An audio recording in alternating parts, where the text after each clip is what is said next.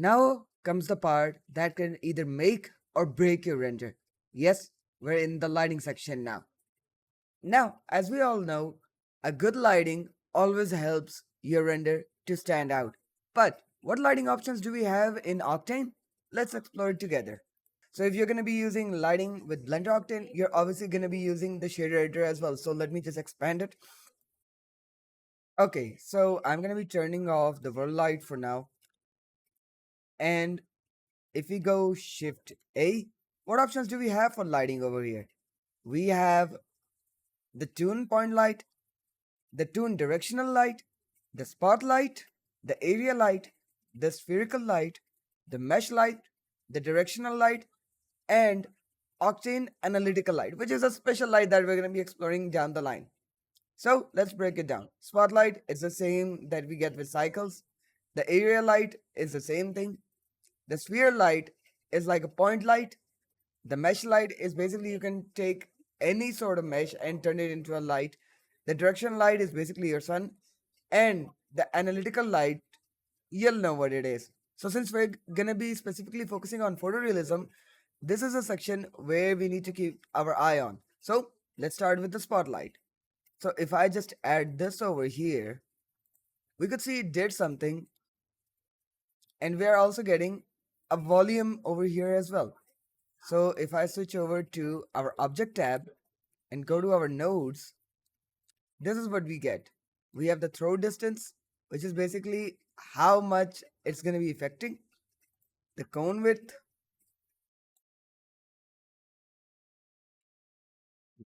I don't know why the cone width is not working right now.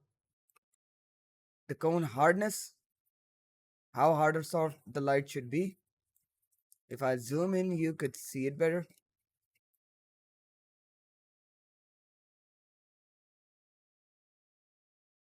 Then we have the light medium, the emitters, the barn materials, and this is the barn doors. So we could close it or open it as much as we need. So if I put it all to 0, it becomes far more sharper. And we could also put it to manual.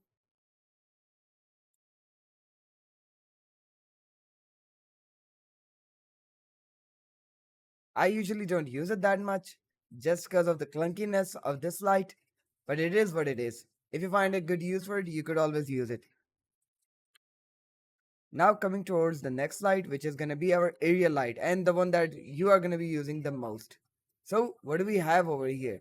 So basically we have a diffuse material and a texture emission connected together. Now on the surface, this looks like your area light, but as soon as you look directly into the light, you see a big white spot. And we don't want that in our renders. So what we could do is come over here to opacity and just turn it off.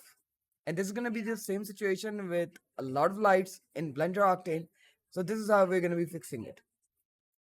Now in texture, we could bump up our light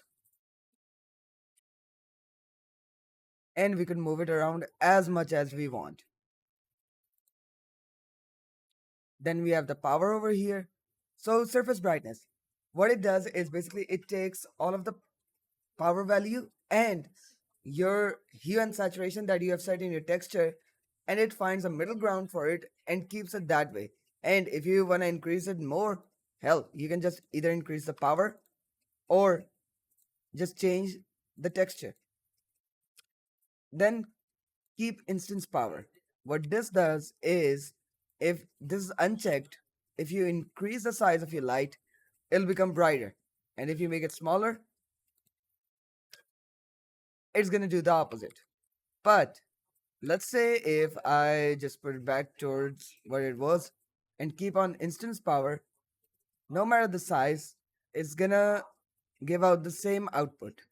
But if I make it small, it becomes sharper. But if I make it big, it becomes softer. So yeah, that's one thing that you should keep in mind. Now double side. Now this basically turns your light into a double-sided light. What do I mean by that? If I turn this off and rotate it to RX 180, now the light is pointing directly up, but we're not getting any light on our character. But if I click on double sided, now no matter where we point it, our light will also hit the character as well. Then we have our distribution, which is basically going to be the point where you're going to be plugging in your gobos or like any sort of noise just to get a different pattern. So this basically is, it's like the opacity for your light. Then we have the sample rate. I don't touch that. Light ID passes. Now this is something really useful. Let's say we have a plane over here and we also have a UV sphere. And let's make this light red.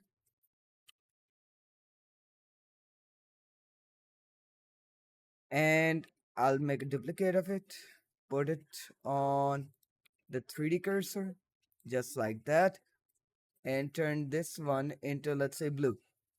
So let's say I want the blue light to not affect our character. So I'll put it to light ID number 2, select our character, come over here towards the object properties, and if I scroll down over here to object layers, I get light pass max. I get light pass mask. And if I click on number 2, which basically turns it off, now the blue light is not affecting our guy over here. And the only blue light that we're getting is basically bouncing off from over here. So this is basically light linking in Blender Octane. Pretty simple concept. So visible on diffuse. Now we cannot see it on our diffuse material, but it's working with our specular one. Visible on specular. Now we're not able to see it on our specular material. Visible in volume and scattering. So let's say if you have a scene where you have some volumes and you don't want it interacting with the volumes, just turn it off. Transparent emission, pretty self-explanatory. Cast shadows. So if you don't want shadows, just click on this. Now coming towards the next light, which is gonna be spherical light. So this is basically like a point light with the same controls of the area light. So everything's still the same over here. And if we don't want to see it in our viewport, just crank down the opacity to 0. So yeah, there are like different use cases for this light as well. Further down the line, when we'll get into the practical examples, you'll know how powerful these lights can be when you use them together. Okay, let's move on towards the next light, which is going to be our directional light. So basically, this is like your sun. You can just take it and rotate it in any direction. And if you move it, nothing's gonna happen, just like the sun. But over here, we have some extra nodes as well. So we got our emission material over here. We have our light transform, the light spread distance. This is basically for how soft of a shadow we want or how hard of a shadow we want.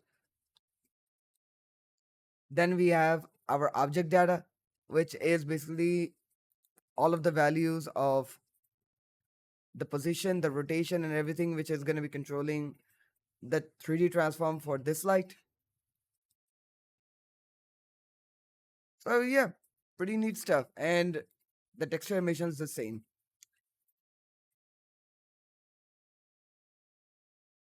So let's move on towards the next light, the analytical light.